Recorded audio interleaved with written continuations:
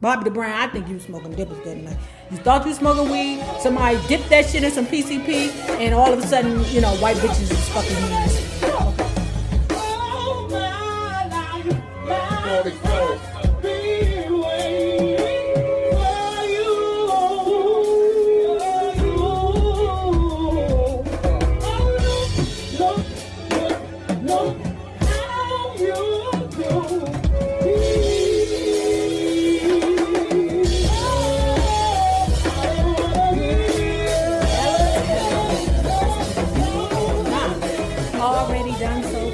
Remember to like, share, and subscribe because it is so important to my success here on the YouTube. And if you are not already a part of our Bella Book Club, please remember to hit the Patreon link below. And for a small $5 monthly fee, you can be privy to all the shenanigans before YouTube gets it, if YouTube gets it. Now, let's talk about Bobby the Brown.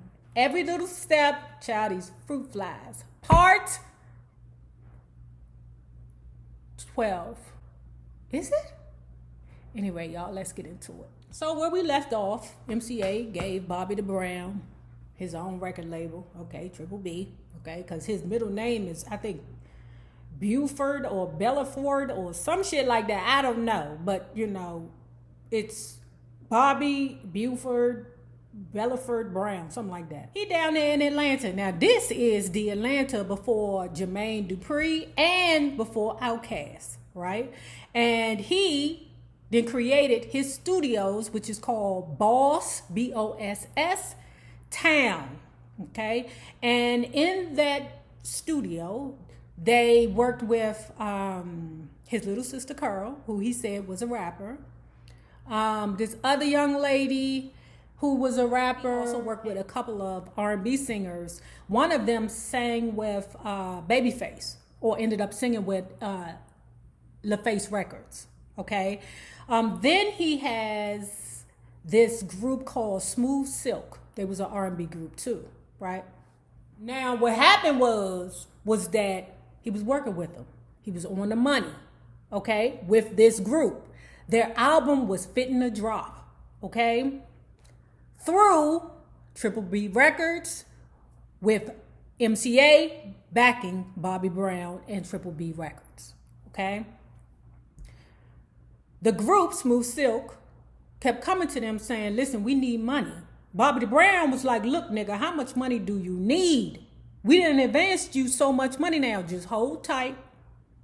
Work at McDonald's. Or, you know, panhandle, whatever it is that you motherfuckers do or was doing before I got here, but do that until your album drops. After he had that conversation, the next day, Bobby the Brown gets a call. Them two motherfuckers, or two of the motherfuckers in Smooth Silk, were arrested for bank robbery. Now, know this. Smooth Silk's album was, right here to drop. Right here to drop. Them niggas couldn't wait till tomorrow for some money. They had to run out and rob a bank. So when MCA got word of it, oh no, Bobby. No, we cannot. Now we can work with your ass because you already a hit. You out of control. You fucked up. But you already a hit. We will put our money behind you. But these motherfuckers, no, we don't know them niggas over there. We don't know them. You got to do something with them. We ain't giving you no money for shit when it comes down to them because we don't know them niggas over there. Bobby the Brown was very disappointed in regards to that. In fact, Bobby the Brown said that he was disappointed in himself, period, in regards to how he handled Triple B Records.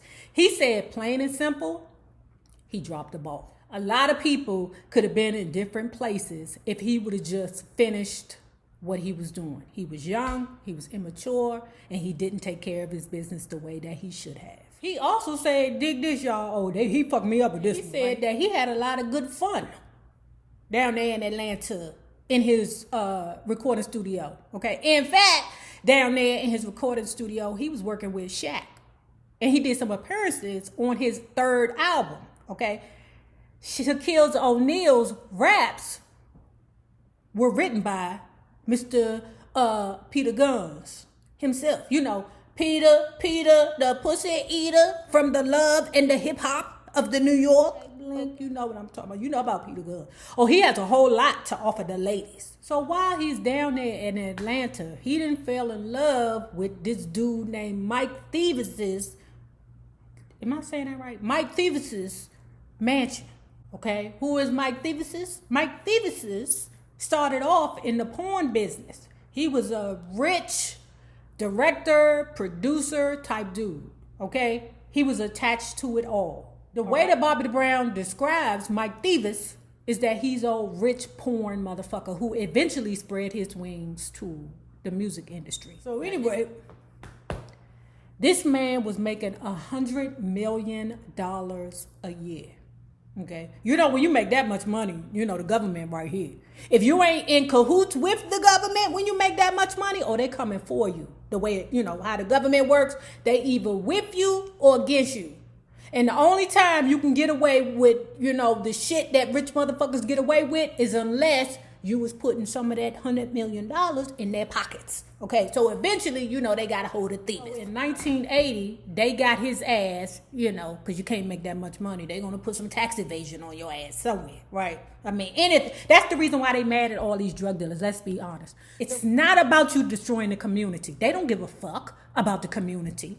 They don't give a fuck if you tear up your own community. It's about the fact that they are not getting a piece of that money. That's all it is. That's all it fucking is. And they don't give a fuck. Do you hear me? I done taught you something for today. Ooh, they gonna get my ass one day. Ooh, when you tell the truth, you gotta walk around real nervous. Oh my God. What happened was the government got Thieves for tax evasion and, you know, killing one of his or two of his partners. I mean, shit. You got to kill at least two partners when you're rich. Bobby Brown acquired the house, okay?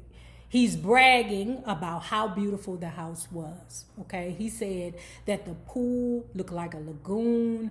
The backyard was amazing. Everything about the house was friggin' amazing. He loved it, okay? So he said the house was made in 1972. It was called Lionsgate, okay? And it was made for an old rich white motherfucker, okay, like Thieves. What he said he did was bring his mother in, Griselda Blanco, you know, Mama Brown, to come in and kind of work it so that it can look like a black young dude lives here. Child, he said he got an gold staircase leading up to his gold doors. Talking about Landon. Again, okay, his first baby, right? So he was saying, you know, there were times that he had gave Landon lavish birthday parties, okay? In fact, what he did was get the real Teenage Mutant Ninja Turtles to come to his party, you know? And he said he was able to do it because MCA and Universal Records were working under the same umbrella, or one was working under the other, something like that. And because he was a money-making artist for MCA, you know, they was like, whatever you want, Bobby. Whatever you want, baby. Whatever you want, sir. What else you need, sir? You need me to pluck the chicken, sir? He was able to get the Teenage Mutant Ninja Turtles, the real ones, for Landon's party. Now, he said, I know some of you guys are like, you didn't need to do that. I mean, all you needed was to get Ray Ray or your Uncle Leroy or somebody like that, put an outfit on them and, you know, bring them down. But he said when he tried to do that the year before, Landon called him out. Daddy, that ain't the Teenage Mutant Ninja Turtles. That's not that. That's you, Daddy. That's you. Bobby Brown said he tried to resolve the problem, went back in the house, hurried up and changed his clothes, told Tommy to put the goddamn Teenage Mutant Ninja Turtle costume on. And then when Tommy came out with Bobby, the baby, Landon said, Daddy, why does Uncle Tommy have on your Teenage Mutant Ninja Turtle outfit? I don't understand, Daddy. He knew that his son was bright enough and he wasn't falling for that bullshit. I mean, them kids, if they was that smart then, imagine how smart they are now. You can't fool them kids no more. These kids have surpassed us. Way surpassed us, child. Now they're gonna be dumb as bricks because school ain't inception. Okay, but I mean, they're gonna know how to work a computer or a cell phone or something. I don't know. But they're gonna be dumb as shit. I don't know what to do with these corona kids. Y'all remember when the crack epidemic hit, okay? And it was crack kids everywhere. Child, now that the corona epidemic hit, it's gonna be corona kids everywhere. Them motherfuckers gonna be dumb as hell. You parents better step up and start teaching your children. So Bobby the Brown is laying in his house, okay? He said he had to get rid of the house because the goddamn house had ghosts. How do we know he got ghosts? Because he said one day he was laying in the bed, he was laying back. Then he could feel his pickle moving. You say what? Yes, his pickle was moving, okay? He said that he opened his eyes and looked at the mirror above him and he could see a white woman on top of him straddling him. It felt just like vagina, he said. Okay, this is what he said. A ghost was fucking him, was riding him. Okay, all the way to the bank. I'm joking, that's a joke. But he swears that the ghosts were molesting him or accosting him in his sleep. Now, I've had those dreams before. Now, I ain't never opened my eyes and seen nobody on top of me or underneath of me or down there or nothing like that. But I always thought it was called a wet dream when it feels that good and you can feel it, okay? Or, now I don't know this one. Okay, I don't know this one because I don't believe in that shit. Or his ass was around here smoking dippers. And I'm going to take that Bobby the Brown was smoking dippers before I take that a rich white woman, ghost woman, porn star woman. Is they trying to say that it was that he maybe killed some porn stars in his house? What is this nigga saying? Because it was owned by a porn mogul. What is this nigga saying? I'm lost. Is he saying that a old porn star came from, the sky and fucked him? I don't know. But anyway, he's saying, that's what he said. I think it was dippers. Bobby the Brown, I think he was smoking dippers that night. You thought you was smoking weed, somebody dipped that shit in some PCP, and all of a sudden, white bitches is fucking you in your sleep. Now, he's saying the entire time that he was living in his house, Stevens' brother, was coming past the house. Hey, Bobby the Brown, hey, I know you brought my brother's house, but can you sell that shit back to me, please? He also said while he was in the house, he experienced extreme racism. He said some white boys had drove up in a truck, lit a cross in the yard, and Bobby the Brown and his men whipped their ass, and then called the police. The police was like, do you want to press charges? No, I don't need to press charges no more. I mean, he got what he deserves.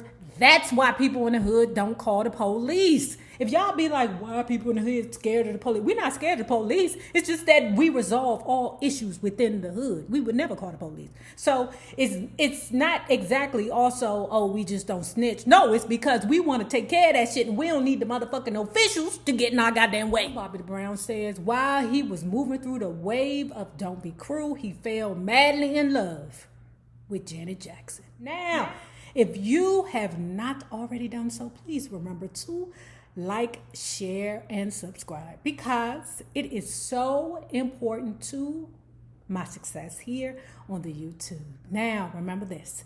The same people that you meet on the way up will always be the same people that you meet on the way down. Naysayers, my patron loves. Babies, you have a good one.